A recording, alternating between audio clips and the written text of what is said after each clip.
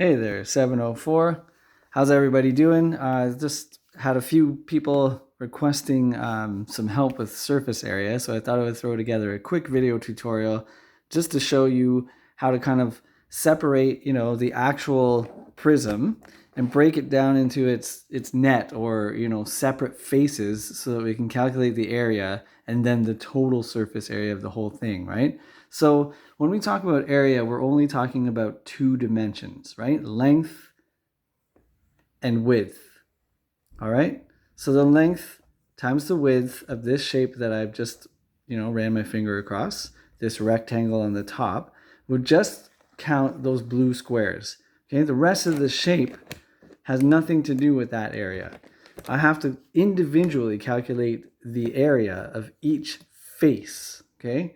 Each rectangle or square that makes up one of the faces, right?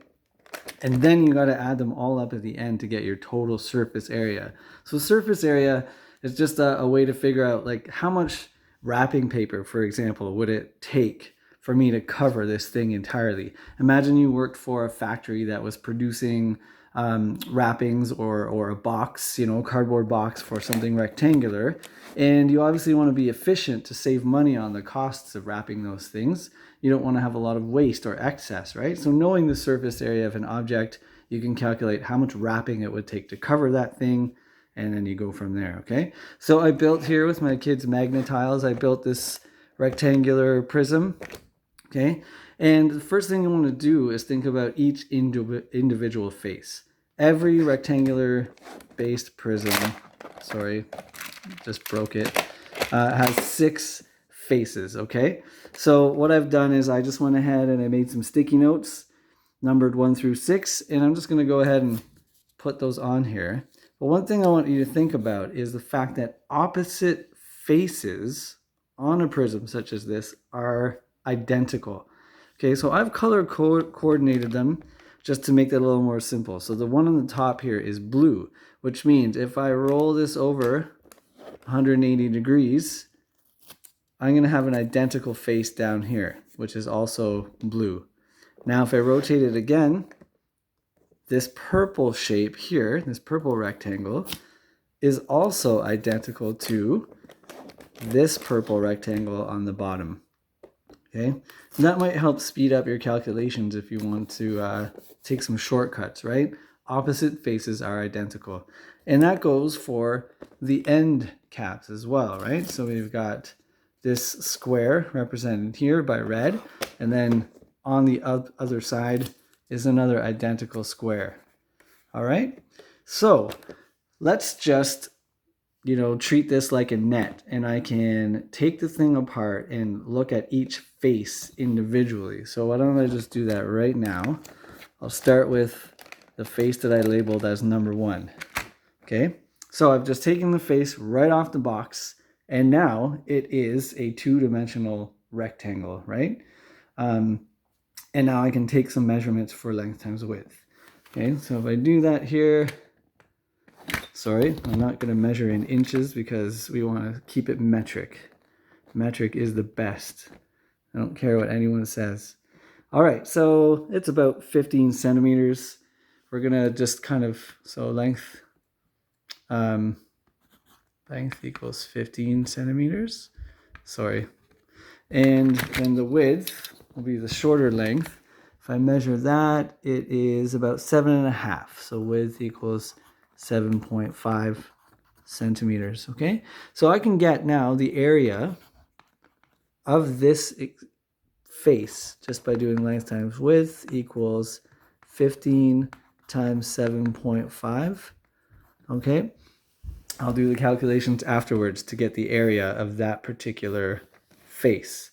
Now, I know for a fact, as I said, you're going to have opposite faces that will be identical, which makes your work a lot easier to calculate. Just drop my pencil. Okay, so this face here, the other blue face, was on the bottom of the shape, and it's going to have the exact same dimensions. So length equals 15 centimeters, width equals 7.5 centimeters. Wish I picked numbers that were easier to calculate in my head, but so it goes. So 15 times 7.5 again. All right? Okay, calculate that afterwards. Now I have, again, 2 more sets of identical faces. And I just dropped my pencil and then it decided to roll all the way over here. Good job, pencil. Okay, so these ones, luckily, I know as well, just from looking at the shape and the parts that I used, would be the exact same measurements as the first faces that I measured. So here we have, again, 15 is the length, and 7.5 it's the width, okay? So those ones are also 15 times 7.5. And this other purple face will also be identical because it was the opposite side of the prism, okay? Opposite faces are identical. And lastly, we have the 2 identical end caps, which are square rather than rectangular. So they're going to have equal measurements on both sides. Again, 7.5 times 7.5, length times width. Same thing for the other end cap.